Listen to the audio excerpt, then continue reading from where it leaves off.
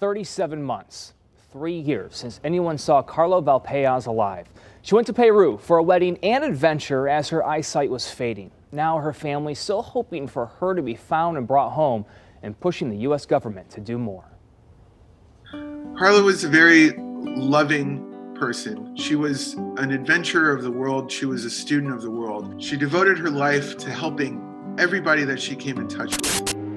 Turn to the search for that legally blind American tourist who vanished while traveling in Peru. A desperate search and investigation to find her happening right now. It's now been more than 3 years Carla Valpeoz's family has been looking for her and answers. There was that video that surfaced in PSAC.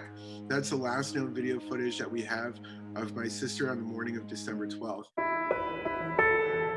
In life, Carla lived independently. A tour guide at Dearborn's Arab American Museum, and English as a second language tutor, an author. She had visited roughly 20 countries by herself, trying to fit as much in before her degenerative disease stole her vision completely, including Machu Picchu in Peru, while in the country for a wedding. She went to Pisac to visit the Sacred Valley. Her brother says Peruvian police have haphazardly worked off of 2 theories. She had an accident at the archaeological park that was covered up, or the one he believes. Carlos, what do you believe the motive would be for her abduction and murder? I think that there was an opportunist that came across my sister the morning of December 12th, and he wanted to either sexually assault her and rob her, and things went wrong.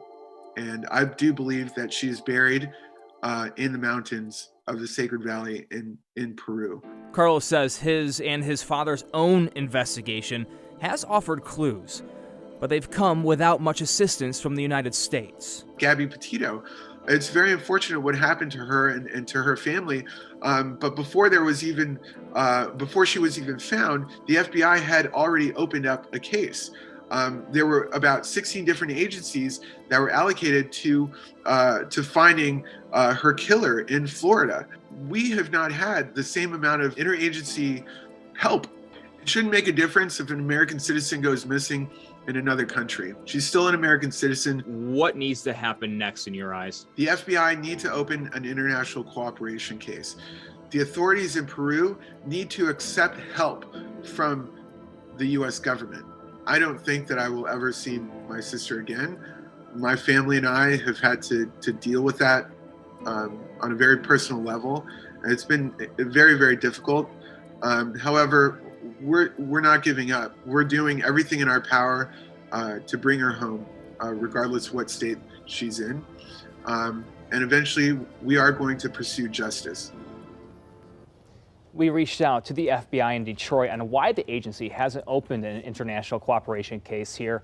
We referred to the Miami field office that handles extraterritorial cases in that region of the world. They referred us to the State Department. Before that referral, we had already reached out to the department's Consular Affairs Bureau. A State Department official says the welfare and safety of U.S. citizens abroad is one of the highest priorities of the Department of State. We are aware of a U.S. citizen missing in Peru. We are in touch with local authorities on their search efforts and remain in close communication with the family.